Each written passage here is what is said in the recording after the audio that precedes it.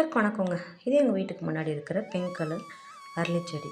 பூ பார்த்திங்கன்னா ரோஸ் போல் பார்க்குறதுக்கு அழகாக இருக்கும். ஒரு லைன் பூதாங்க இது. ஒத்தை அப்படின்னு சொல்லுவாங்க இல்லைங்களா, அதுதான். பார்த்திங்கன்னா இது ஒரு 5 வருஷத்துக்கு முன்னாடி நான் 50 ருபீஸ்க்கு வாங்கி இது காம்பவுண்டுக்கு வெளியில் வச்சு விட்டேன். அரளி செடி ஆடு மாடு அல்லது வேறு எதுவும் சாப்பிடாது. அதனால் அது பயம் இல்லாமல் நம்ம வெளியில் வைக்கலாம். அது பதியம் போட்டு பார்க்கலான்னு சொல்லிட்டு ஈஸியாக பதியம் போடுறது ஒரு சிம்பிளான வழி. கேட்டிங்கன்னா ஒரு கிளையை அது மாதிரி உடச்சிட்டு அதை நல்லா கட் பண்ணிவிடுங்க. மேலேயும் கீழேயும் சரியாக பிசுறு இல்லாமல் கட் பண்ணிவிட்டு ஒரு வேஸ்ட்டு டப்பா, எதுக்காக பெரிய டப்பா எடுக்கணும் அப்படின்னு அவசியம் இல்லைங்க. இதை பாருங்கள், இதுக்கும் எங்கள் வீட்டில் சும்மா இருந்த ஒரு டப்பா தாங்க. அந்த டப்பாவில் ஒரு அரை டப்பா தண்ணி எடுத்துக்கலாம். ஃபுல்லாக கூட வேணால், முக்கால் சைஸும் வேண்டாம்.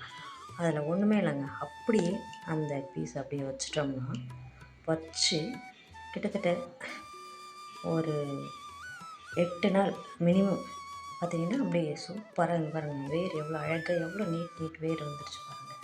இதை அப்படியே நம்ம இப்போ எங்கே வைக்கணும்னு நினைக்கிறோமோ அந்த இடத்துல தரையிலையோ பாட்டிலையோ வச்சுட்டா ரொம்ப ஈஸியாக நமக்கு சூப்பரான அரளி செடி வந்துட்டு நல்லா வளர்ந்துருங்க.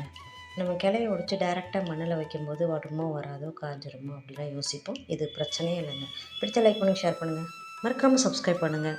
இது மாதிரி ட்ரை பண்ணி பாருங்கள். ஈஸியாக பதியம் போட்டு நீங்களும் ஒரு செடியை பல செடியை உருவாக்கலாம் இல்லைங்களா. அரளிப்பூ வீட்டுக்கு மாடி இருந்தால் பார்க்க ரொம்ப அழகாக இருக்கும். ட்ரை பண்ணி பாருங்கள். சப்ஸ்கிரைப் பண்ணுங்கள்.